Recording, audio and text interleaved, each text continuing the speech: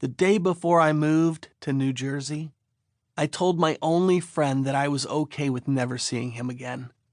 Friend is a pretty generous word to describe us, but I wanted to feel like I was leaving something behind.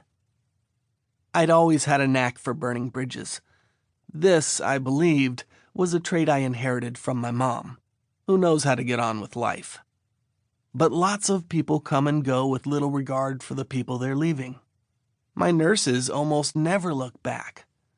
And I can't let that bother me, because A, most of them don't think two thoughts about me in the first place, and B, I need to keep the revolving door turning to avoid a lapse in my care. That's not to say my parents aren't capable of taking care of me. I wouldn't have been alive and starting my sophomore year of high school without them. But they can't do it every second of every day, so we hire nurses who are reliable enough to attend school with me and make sure I don't die on their watch.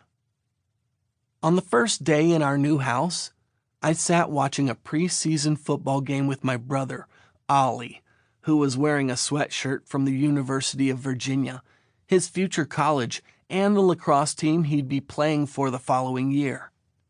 He was sitting next to a stack of boxes on the couch we'd dragged across the country. Our parents walked in, each looking more exhausted than the other. Mom's hands were placed firmly on her hips, which actually wasn't a sign of her being mad. She was about to ask us a question or tell us to do something. "We're ordering pizza for dinner, okay?" she said.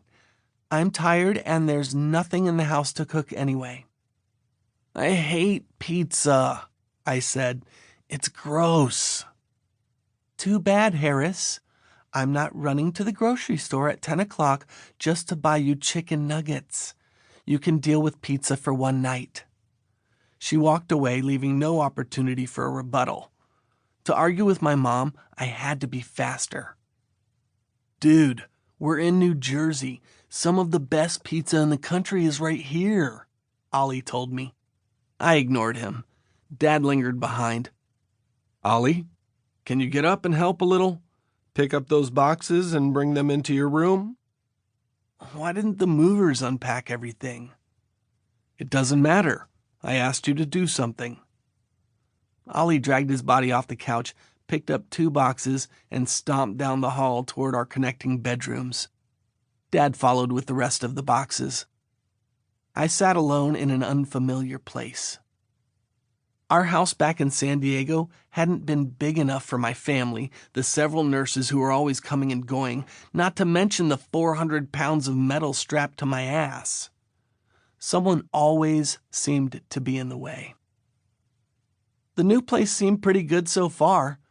Ollie and I had our own mini wing on the main level. Next to our bedrooms was a huge bathroom with a roll-in shower large enough for me to do donuts in with my wheelchair. Trust me, I'd tried. You wouldn't believe how difficult it is for real estate agents to understand what wheelchair accessible means. My parents probably spent more time explaining that than driving cross-country. Like, no, the house can't have stairs. The kitchen filled up with the sounds of my parents arguing and ceramic plates clanking until it was decided we'd use paper instead. Tensions between everyone were higher than usual. Turned out moving was pretty stressful. I pulled up to my end of the table, which we'd brought from back home. Thank God for something familiar. My mom picked up the slice of pizza in front of me and shoved it into my mouth. My disability makes it difficult for me to lift my arms and feed myself. Even small things like a piece of cereal or a plastic spoon pose a challenge. I used to have the muscles to eat independently, but over time I've lost them. But to be honest, having someone feed you is pretty cool. Despite the occasional mess in my lap from people dropping food, I usually feel like a king being fed by servants. Except those servants are my parents, my brother, or a nurse. "Are you excited to start at your new schools?" Mom asked. "We're not 5 years old," Ollie responded. "We're in high school. No one's excited." I swallowed my first bite of pizza. I'm a very slow eater. I'm pretty excited. New people means no one knows me. I can reinvent myself. Maybe they won't notice my wheelchair. They're strangers, not blind, Ollie said. Either way, I'm glad we left California. I never want to think about that place again. Hey, don't be like that, Dad said. Be like what? I asked. I was miserable there.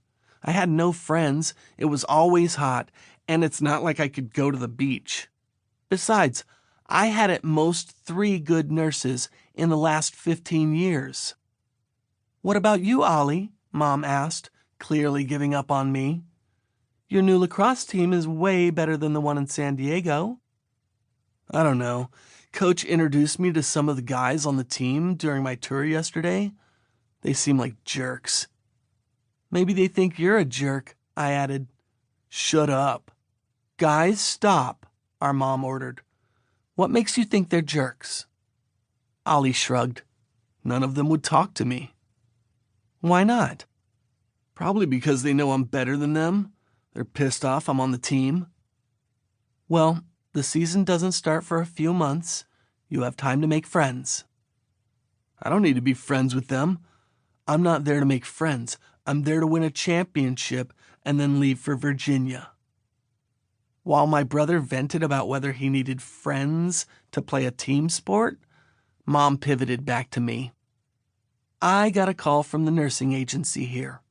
They have a few people who are interested in going to school with you, Harris.